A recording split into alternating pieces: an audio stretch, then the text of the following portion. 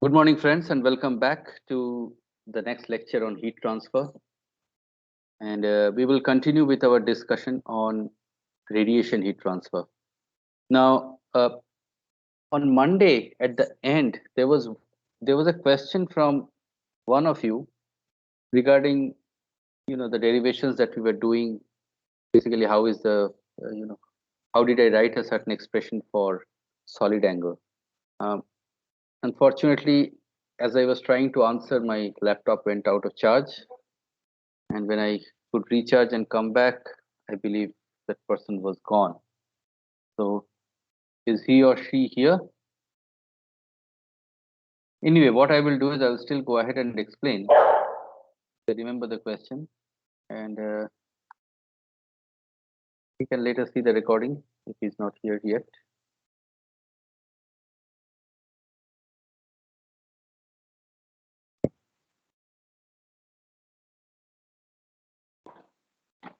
The question was, how did I write the expression for the solid angle subtended by dA2 at dA1 in this manner? Okay. So how did this expression for d omega come in? Okay, so for that, let us go to this picture. These are the two areas, infinitesimal areas or elemental areas that we had drawn, dA1 and dA2. We were trying to see what is the solid angle subtended by dA2 at dA1. Okay, so dA2 is not, I mean, the line joining dA1 to dA2 does not cut dA2 at right angles, right? So there is a incline. It's not like they're facing each other. So therefore, what should be the projected area of dA2 normal to this line connecting the two surfaces? That would be dA2 cos beta 2. Okay.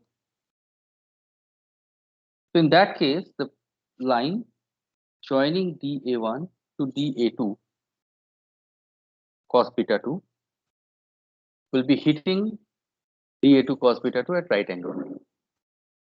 When does this happen? This happens in case of a sphere. Okay. The line joining the center to any point on the surface area hits it at right angles. We know that. Okay. So then dA2 cos beta 2 therefore is, is the surface area of a sphere.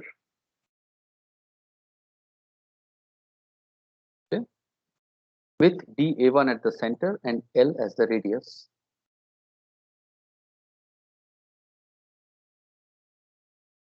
Now, how do I find solid angle? Solid angle is if I now join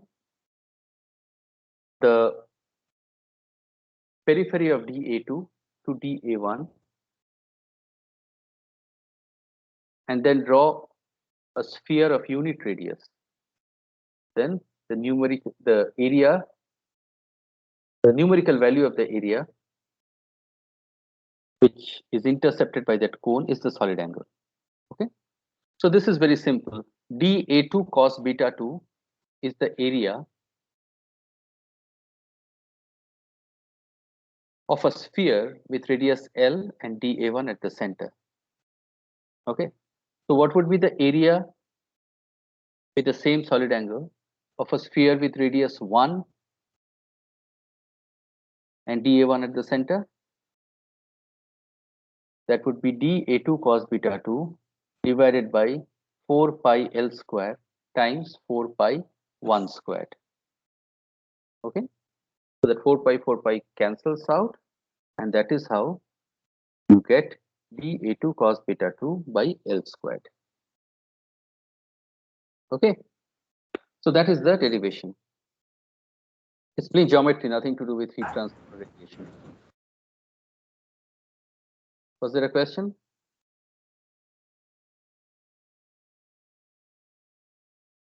Okay.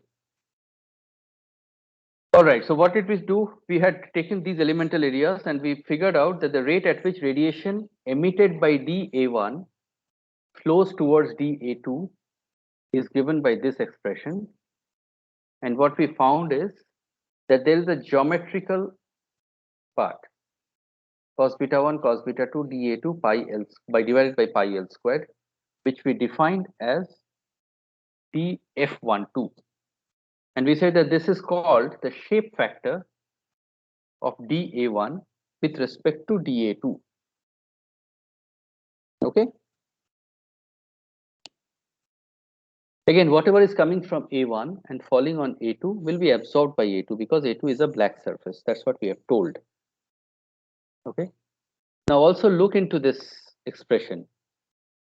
Sigma T1 to the power 4 times dA1 is the total amount of heat energy per unit time, the rate of emission from the surface dA1, right?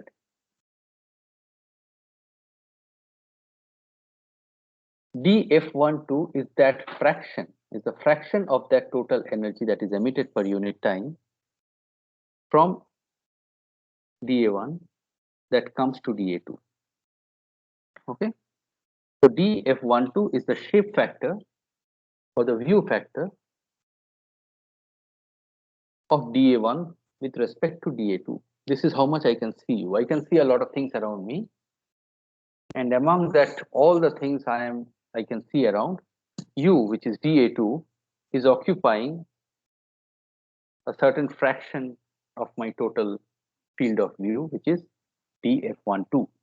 So therefore, dF12 has to be less than 1, or lies between 0 and 1.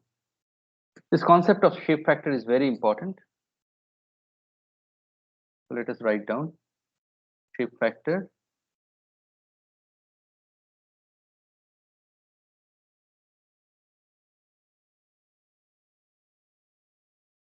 lies between 0 and 1.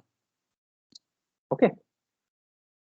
All right. So similarly, so this was what was emitted by A1 and intercepted by A2. So similarly, I can write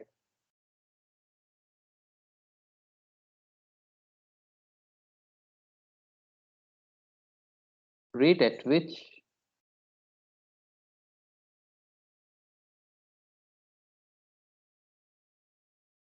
radiation emitted by dA2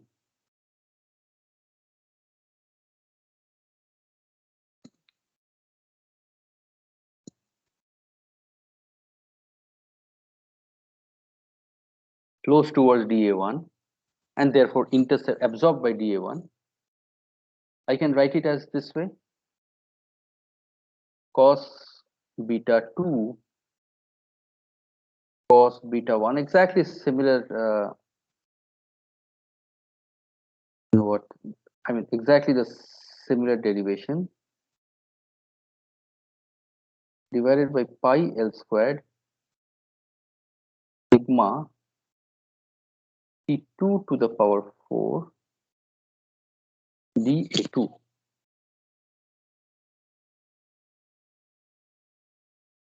Exactly symmetric. Okay, whatever you see here, beta 1, beta 2, dA2 by pi L squared is cos beta 2, cos beta 1, dA1 by pi L squared. Okay. So similarly,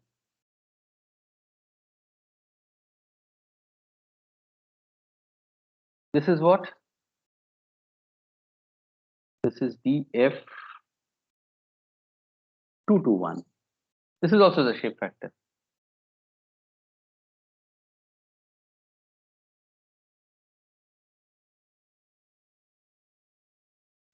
This is shape factor of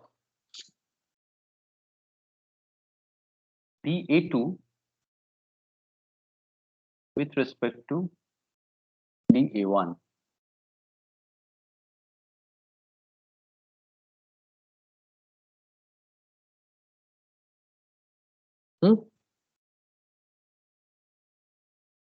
So therefore, the first expression that we wrote was emitted by dA1 reaching dA2. Second one is emitted by dA2 and reaching dA1. So therefore,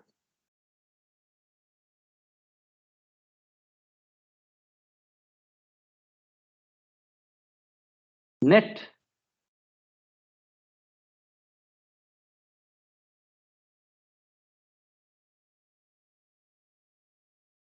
radiation heat exchange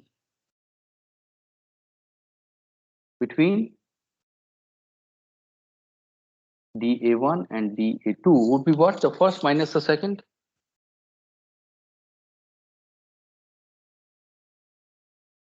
Because A1 is giving out that much and absorbing and receiving is giving out what we wrote in the first expression and receiving what we wrote in the second expression. So therefore, d q 1 to 2 or 1 2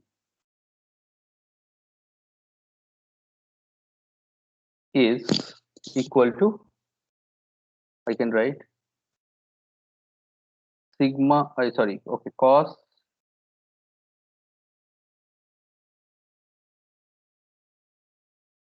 beta 1 cos beta 2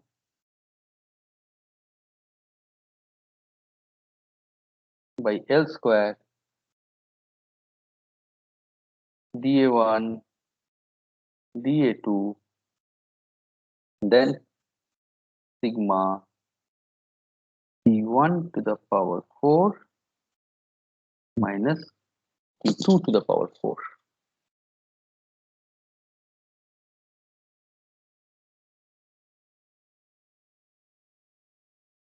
I can write it as d f1 to 2 df1 to 2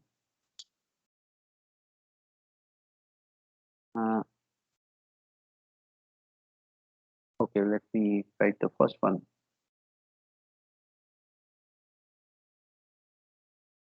Sigma d1 to the power 4 minus d2 to the power 4 dA1, or I can also write it as d f 2 to 1 sigma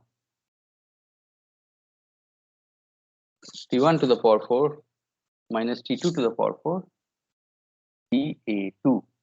These three expressions are all equivalent. Okay, so this is my net heat exchange between the two surfaces dA1 and dA2 from dA1 to dA2.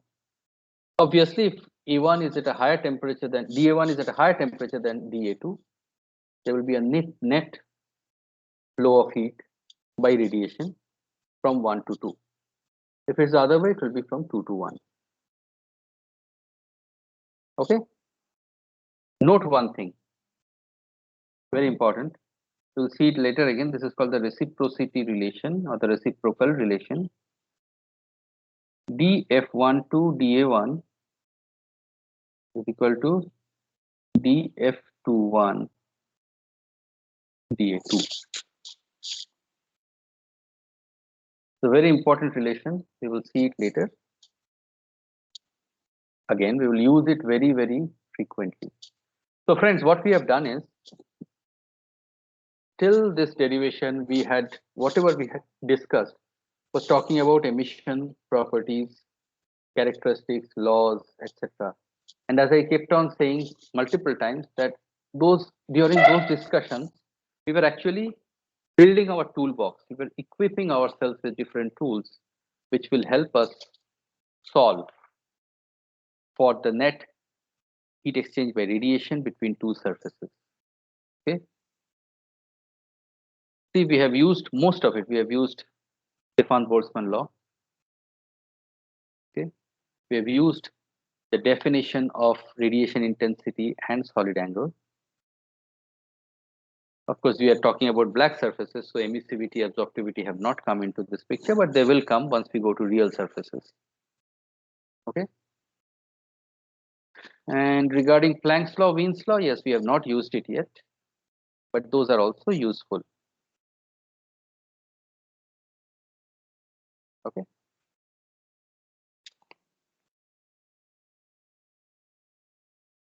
Okay.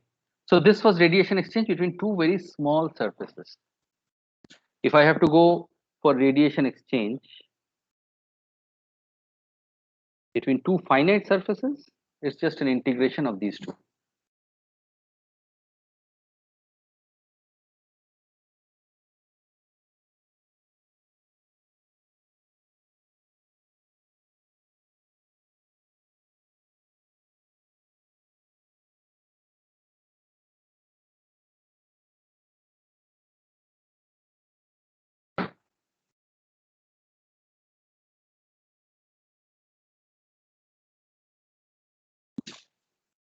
Okay. So here again, let us consider now, of course, large surfaces. This is A1, and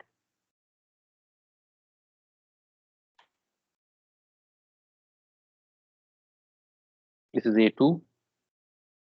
Okay. So this is maintained at T1, and this is maintained at T2.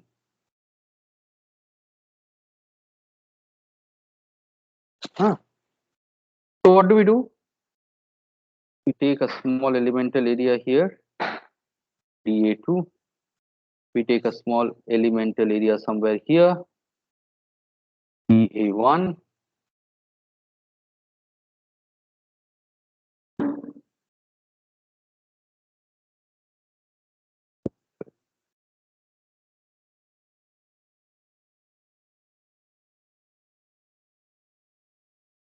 Join them by L. Okay. Let us say this angle is beta 1. This angle is beta 2, etc., etc. Okay. And just find out. So we know what is the exchange between dA1 and dA2, and now you integrate it over the entire two areas. Okay. So I'm not writing all this. You know what I'm talking about. So I can therefore directly write Q1 to 2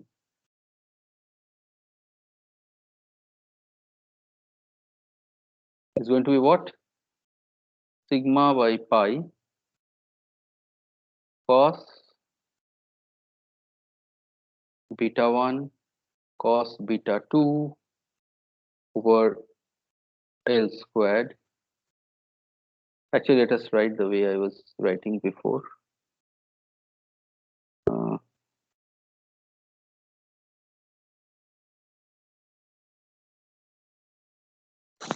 I wrote the pi's here, right? I hope I did not forget it. See, I missed out the pi here. You guys should have told me.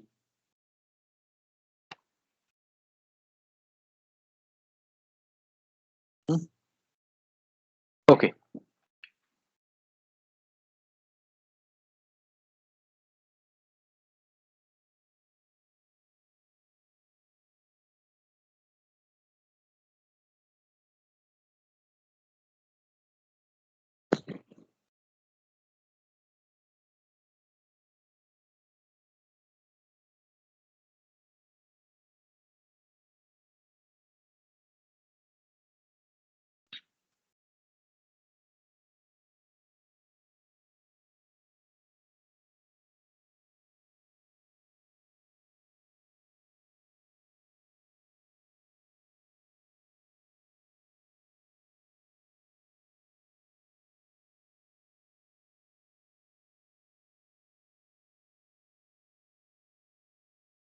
Okay.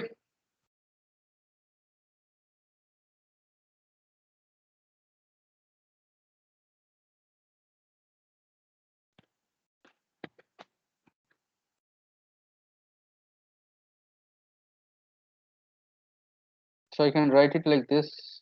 Just take all the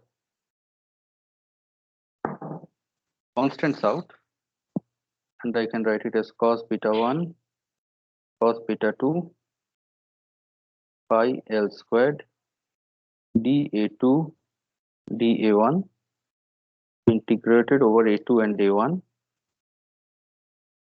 So put this in one bracket and write it as sigma T1 to the power 4 minus T2 to the power 4. Okay. Let us name this as 1. Okay. Next is, this is primarily mathematical jugglery, but we will define the shape factor now of A1 with respect to A2. So defining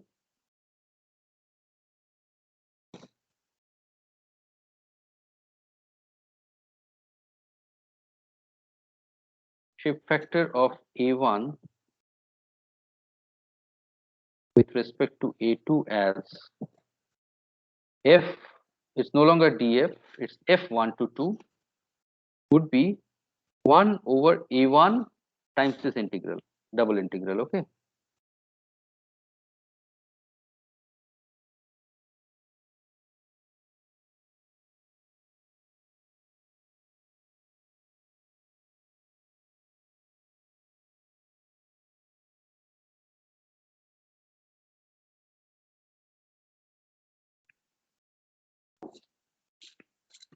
Okay. Similarly, f2 to 1 would be 1 over A2 times the same integral.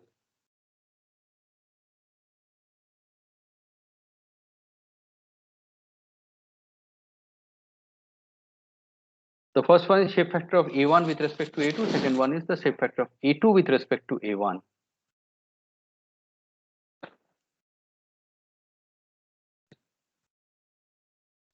So therefore, similarly, just like before, I can write Q12. Of course, I had one expression before. I can also write F1 to 2. Okay. F1 to 2 sigma A1 T1 to the power 4 minus T2 to the power 4. Let me call this A2, is equation number 2. I can also write it as F2 to 1 sigma A2 T1 to the power 4 minus T2 to the power 4. And let me call this number 3. Okay. So 1, 2, and 3 are 3 different but equivalent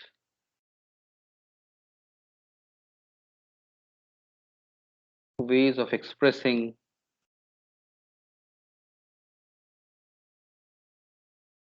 Q12, which is the net radiation exchange between a surface 1 and surface 2. And also, please note that F1 to 2 A1 is F2 to 1 A2. Very, very important. Okay. So look at these expressions again, 2 and 3. Sigma A1 T1 to the power 4 minus T2 to the power 4. Okay.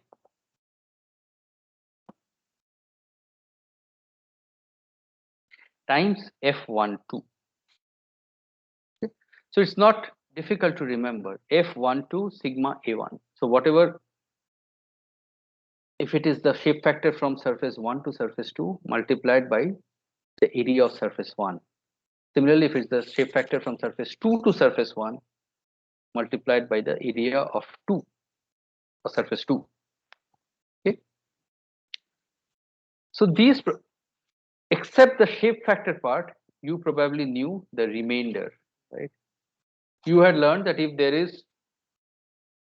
there are two black surfaces at T1 and T2, then the net radiation exchange is sigma A T1 to the power 4 minus T2 to the power 4. But as you can see, that is not correct. That is correct actually for a very, what should I say, for a very specific case. We are going to talk about it later. That sigma epsilon a t1 to the power 4 minus t2 to the power 4, whatever you have learned, is actually valid only when certain conditions are met. That is not a generic expression. This I have, whatever I have written is also between black surfaces only. There is no epsilon here. So this is also not a generic expression, but for black surfaces, this is generic. Okay. All right. So now what we will do is,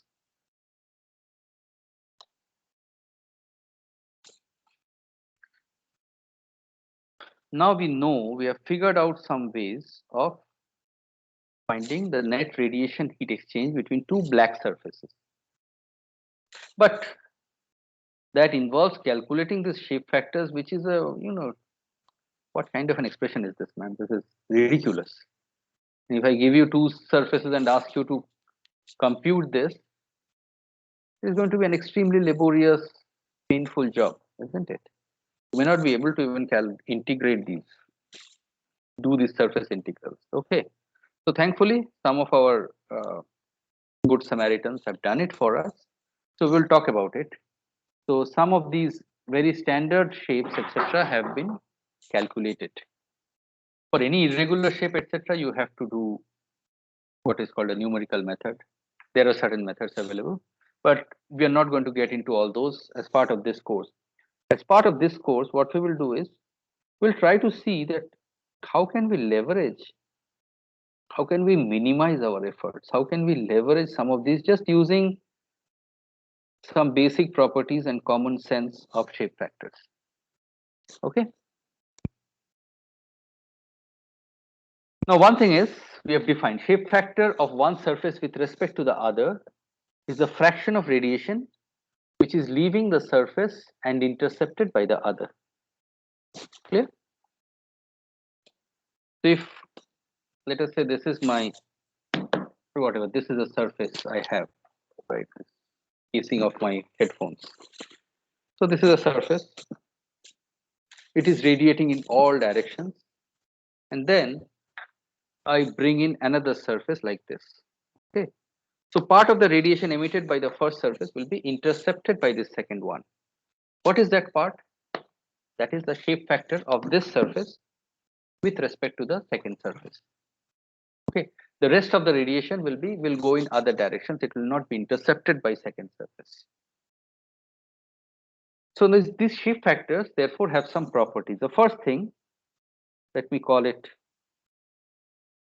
property number 1. Okay. Any f a to b or 1 to 2, let's use it as 1 to 2.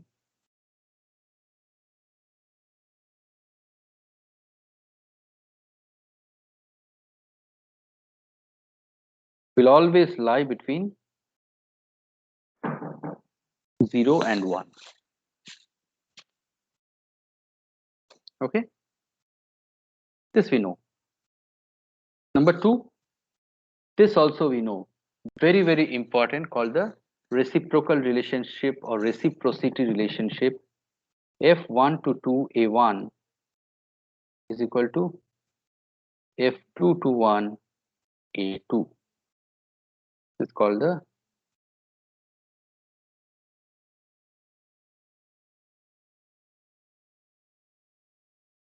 we use it very often. You know why? Particularly, this is a very handy relationship or expression.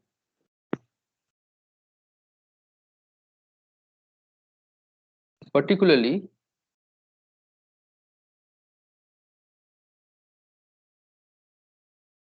when F12 or F21 is unity.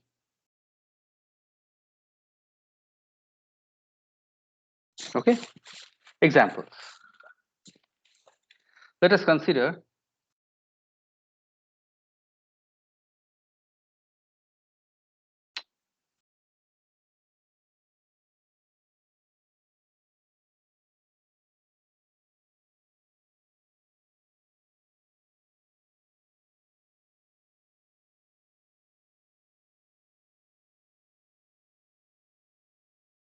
This is surface 2. Let us say this is surface 1.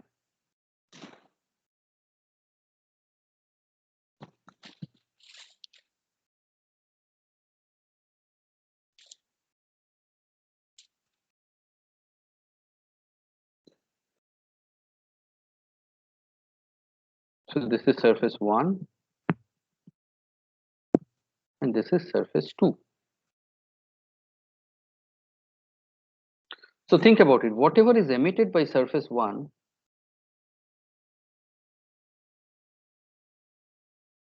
will be intercepted by surface 2. So I can write, therefore, F1 to 2 is equal to 1. Has to be. If I ask you what is F2 to 1, that is not easy. Okay. Because how much of it is actually coming to surface 1, how much is going past it, etc. is very difficult. So F, but I can write that F2 to 1, therefore, is going to be what? A1 by A2.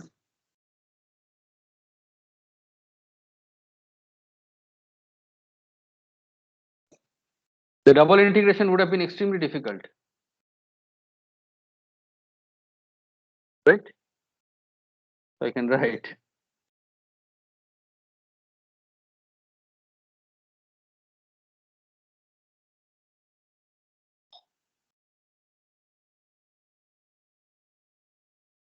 we did not have to do the double integration.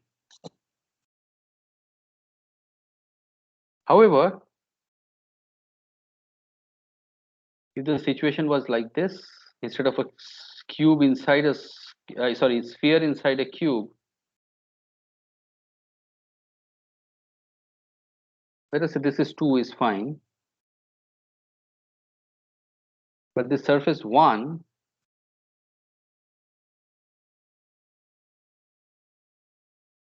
is an irregular surface like this. In this case, however, F1 to 2 is not equal to 1,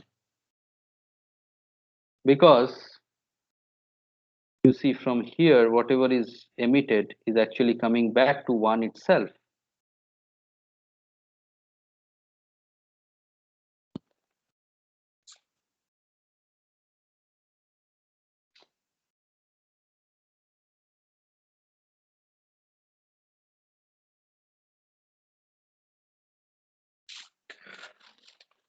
So that tells us that if a surface is convex, then there are certain things that we can do. If a surface is not convex, we cannot. Okay, we will see that later. Now, please note that the shape factor does not depend on the temperatures of the surface. We can write that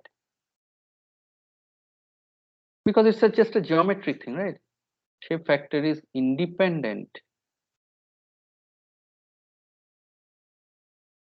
of temperature of A1 and A2, right?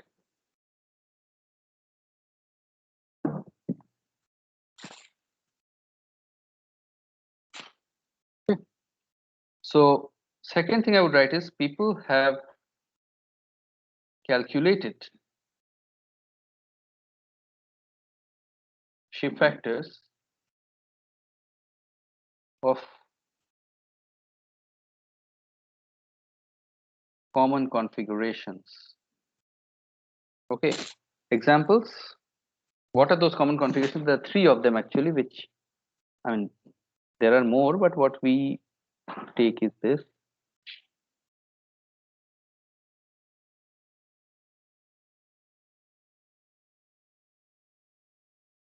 Let us say parallel plates is one.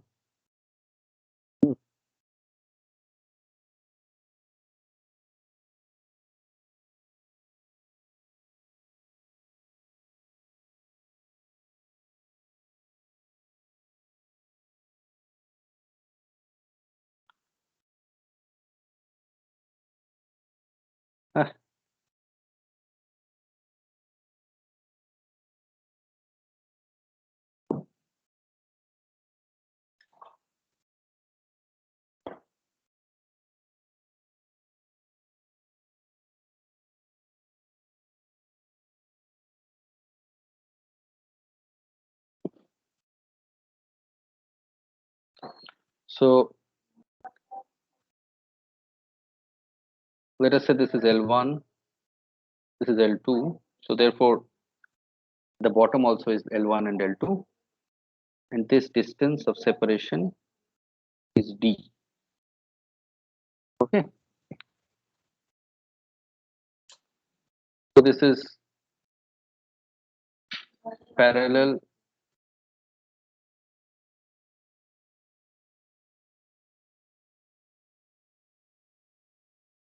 rectangular plates of equal size. Okay. So there are graphs that are available. So F1 to 2 will, or F2 to 1 will be a function of L1 by D and L2 by D. Okay. So there are plots, graphs available. Okay. I'll show you some of those after the break. The configuration B. This one is two perpendicular plates with a common edge. Rectangular plates, something like this.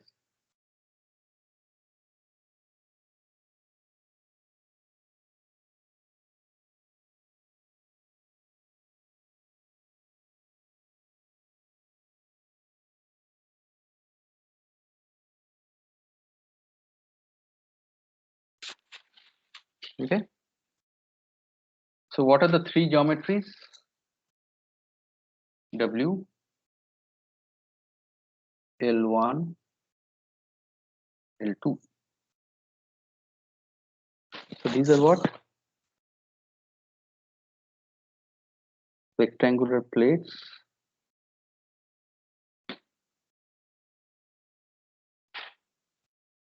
perpendicular to each other,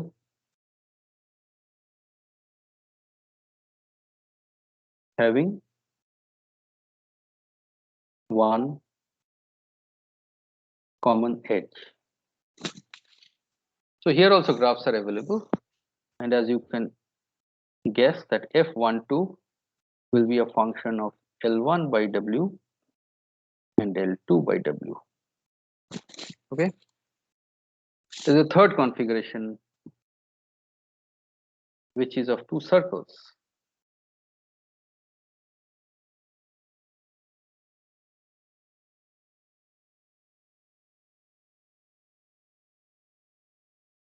Parallel circular plates.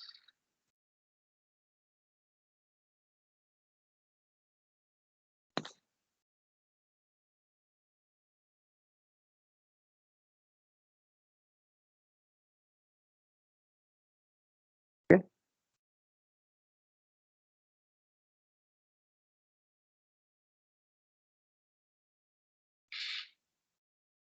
D1,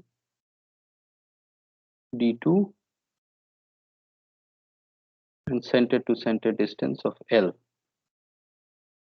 to C.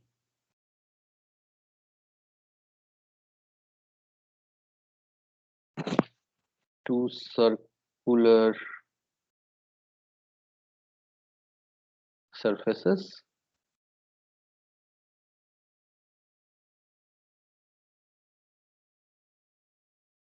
parallel to each other. F1 to 2 again is a function of D1 by L, D2 by L.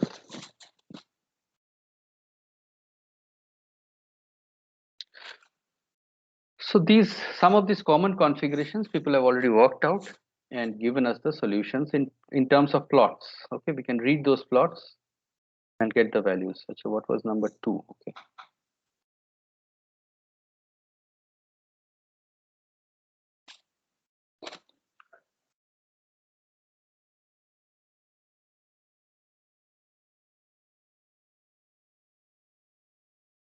Okay, number 3. Very important. The surface can have a shape factor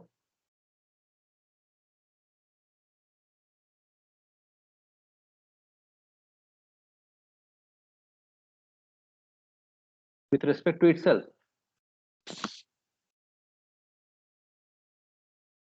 Okay.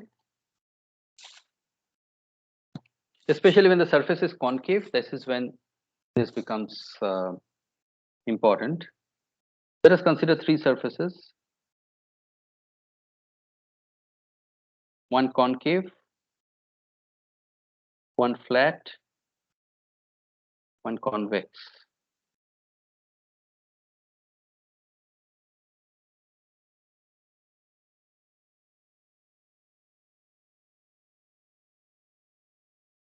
Take this.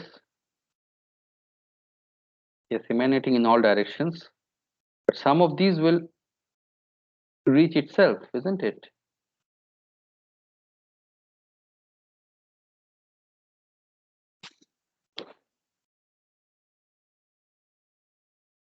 Okay. So here, f1 to 1 is not equal to 0. If it is flat, yes, everything that is given out doesn't reach. So here also it's just a border case, but f11 equal to 0. This one also is just grazes the surface, right? And for concave, yeah, no question.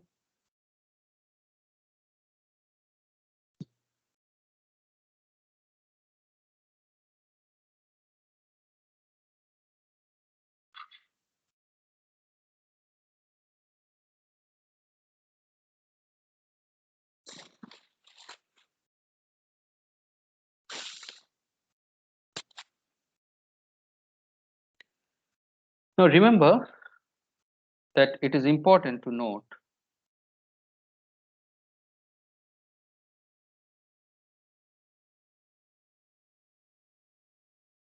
how we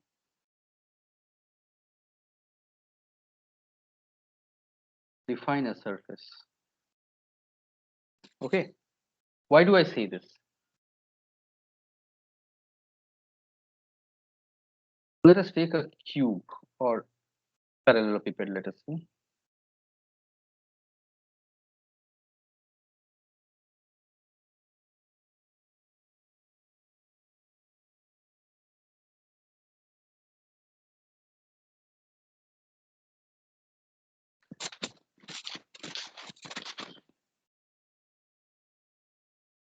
I can define a surface like this.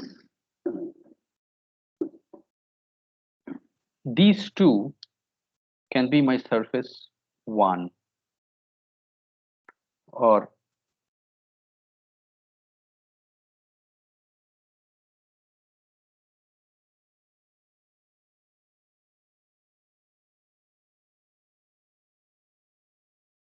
then I can say this is my surface 2.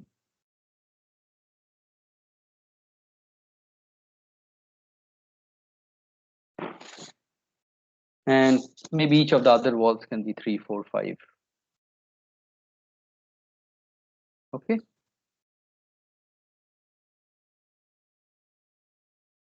But I have taken two of these surfaces of this parallelepiped and named them as surface 1.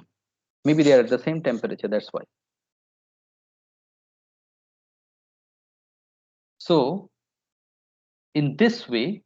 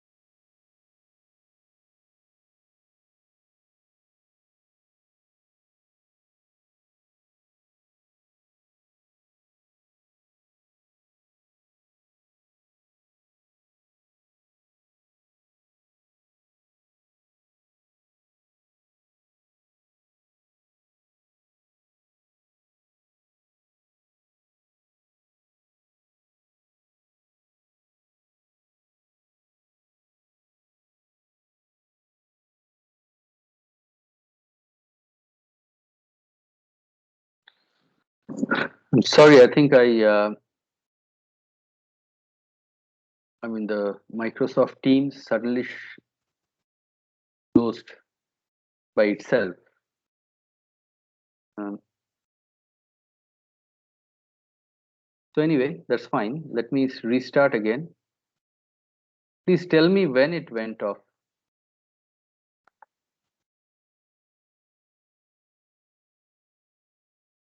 And one of you tell me when it went off. You had just written how we define a surface. Okay, right. So let us say we take a parallelepiped or a cube like this. I can combine two surfaces of that, two of those faces, and say that that is my surface one. Maybe why? Because maybe they are at the same temperatures. Okay. So for example, if I take the room around me, right, it has four walls, one ceiling, one floor. I can take the four walls to be one singular surface, right? Because most likely they are at the same temperature. I mean, if it's an internal walls, all of them, okay. Or I can, or it may also happen that two of them are internal walls and two of them aren't. Two of them probably are outward facing the sun or rain, whatever. Okay. So in such a case, I can define the four, in the first case, for example, I can say that this room has six surfaces, the four walls and the ceiling and the floor. But I'm going to consider that the four walls is one combined surface because they're at the same temperature. Yeah, the ceiling and the floor are two other surfaces because the ceiling, because I'm staying in a ground floor, so therefore it is getting the sun. I mean, it is getting the sunlight right from the top, and of course the floor is also getting the whatever. I mean, whatever is the temperature of the soil below, it is having an effect on that. Okay. So therefore, in such a case, if the four walls of this room is one surface, then the shape factor of that surface with respect to itself is not zero, because part of the radiation emitted by the wall on my right is going to fall on the wall on my left, in front of me or behind me. And similarly, it is also going to reach the ceiling and the floor, right? But whatever leaves the ceiling will be intercepted by either the floor or these four walls, not by itself. And same for the floor. So therefore, what I'm trying to show is if I define something like, if I define a surface one as a combination of the two faces and name it surface one, then F11 is not equal to zero.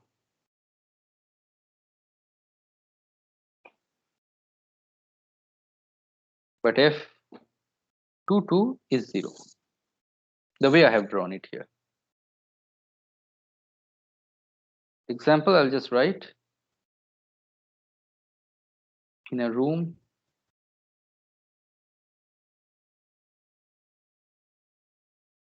the four walls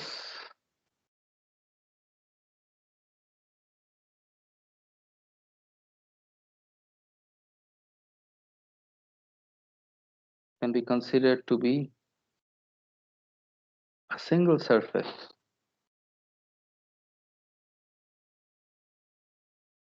exchanging heat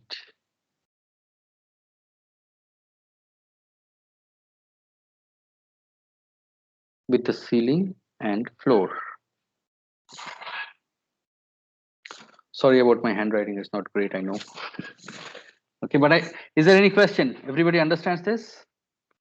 So the shape factor of a surface with respect to itself cannot be one. It is not necessarily zero, and it can be a finite value between 0 and 1. That is primarily true when the surface is concave in nature.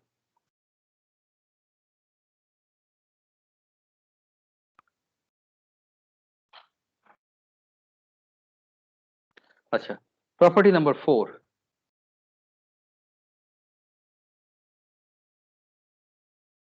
Consider an enclosure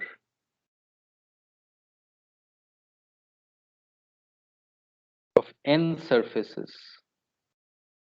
Okay. It's an enclosure. So this is enclosed. Let us draw it in this manner. 1, 2, 3, 4, 5, 6, 7. Okay. I'm drawing it as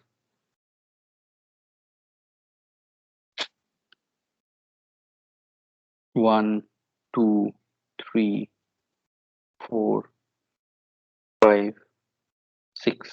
Sorry. Okay, 6 surfaces.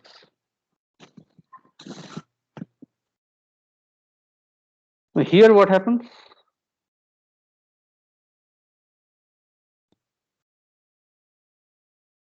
All the radiation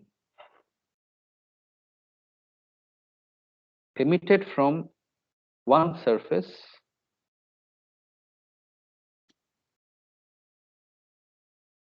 will be intercepted or will go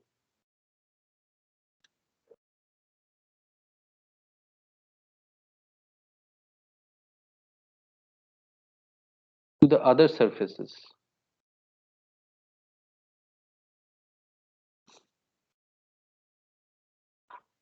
including itself.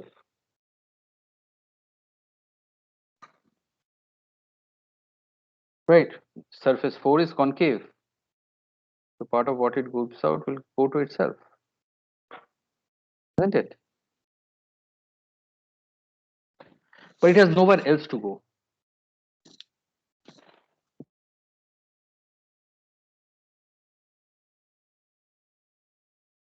It will be intercepted, but not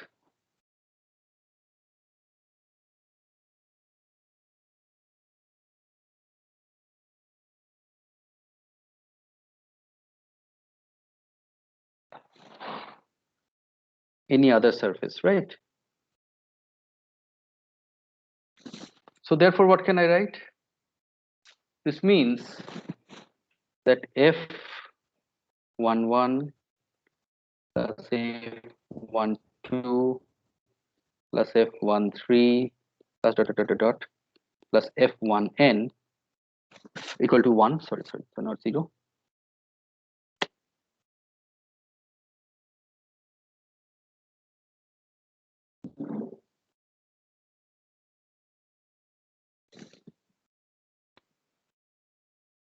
Similarly, F21 plus F22 plus F23 plus F2n will also be 1. And you can write this for all surfaces. And finally, Fn1 plus Fn2 plus dot dot dot dot dot plus Fnn is also equal to 1. Okay. So we can use these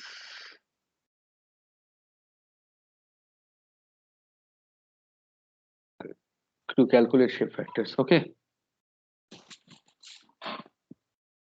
So for example, there are 3 surfaces and I know F11 equal to 0 and I can somehow find out what is F12.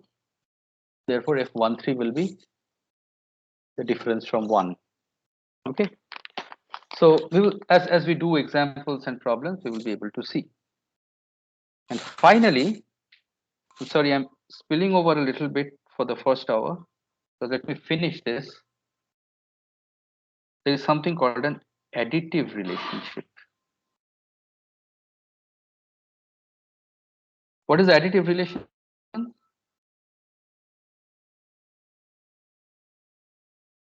OneNote is a bit sluggish today. Let us say this is A1 and here I have A2.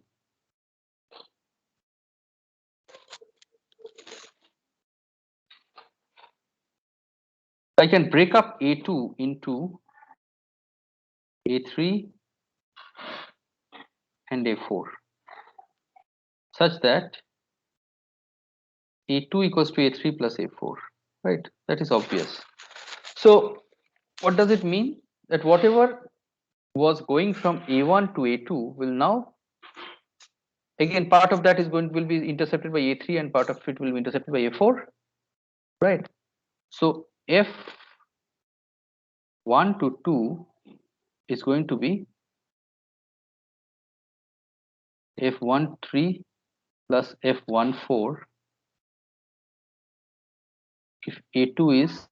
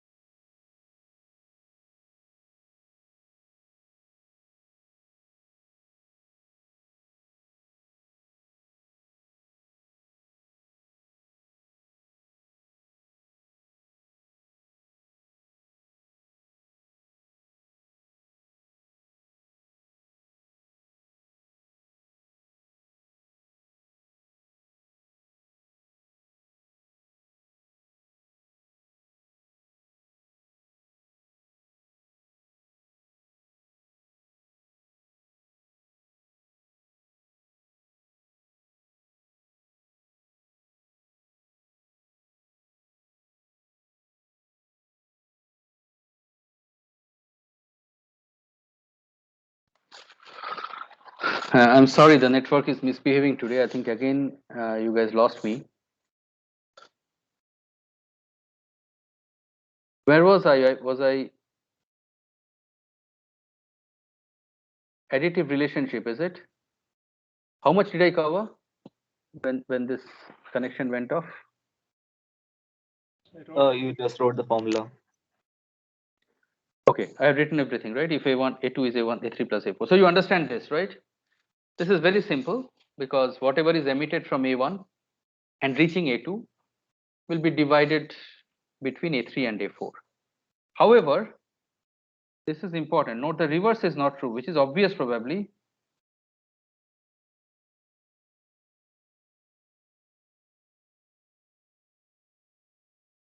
And if you just think about the definition of shape factor, it will be clear. That is F2 to 1 is not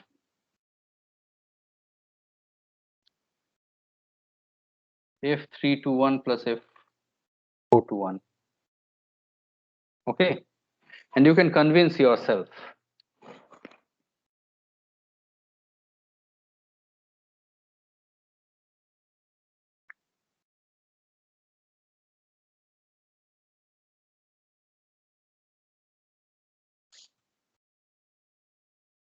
Okay. So these are some of the properties of shape factors and which are very, very important. Again, the first we started by saying it lies between 0 and 1. Second is the reciprocal relation, very, very important. We use it very often. Okay. The third, actually, I should have written this as third, that the shape factor is independent of the temperatures, but only depends on the geometry and orientation with respect to each other. And that is why people have calculated these double integrals for us for some standard geometries as shown here. Number 4, which I've written as number 3 here, is that a surface can have a shape factor with respect to itself. And we discussed that, especially for concave surfaces or surfaces which you have combined and which are able to, one portion is able to quote unquote see the other or view the other, then the shape factor is not equal to 0 with respect to itself. Okay. For example, the internal surfaces of a cone, the sides of a cone. If you take a cone of circular cross section and define the side walls and the base as two surfaces, of course, the base has no shape factor with respect to itself, but the side walls do. Same for a cylinder. The top two flat surfaces won't have any shape factor with respect to each other, with respect to itself, sorry. But the circular wall, inner wall will have. Okay. If you have an enclosure of n surfaces, then of course, whatever is emitted by a surface X or surface N will go to the other n minus 1 surfaces and nowhere else because it's enclosure, right? For example, this room, whatever is whatever is emitted by my ceiling will reach either the ceiling, either the floor or one of the four walls. Okay, so I can write, if these are the 6 surfaces, I can write F ceiling to wall 1 plus F ceiling to wall 2 plus ceiling to wall 3 plus ceiling to wall 4 plus ceiling to floor plus ceiling to ceiling, which is itself, is equal to 1. Okay. And again, note F11, F22, Fnn has to be included because they are not necessarily 0. They can very well be 1. And finally, the additive relation. If the surface that is receiving is split up into 2 surfaces, 2 subsurfaces, let's say A2 is split up into A3 plus A4 such that A2 equals to A3 plus A4, then F of 1, 2 is F13 plus F14. Similarly, if I had split up A2 into n such small elements, then F1 to 2 would have been the summation of the view factors of 1 to each of those n subdivisions. Okay, these are extremely important relationships and which we will use often while calculating shape factors. Okay, if you go to the any book, you will find a lot of problems for calculating shape factors. So please go through them because this is again something which you gain expertise by solving more and more problems. Okay, all right, 9:06. Let us take a small break and come back after 5 minutes. 9:06, 9:10. Okay, let it be a 4-minute break. We stop the recording now and we'll come back again.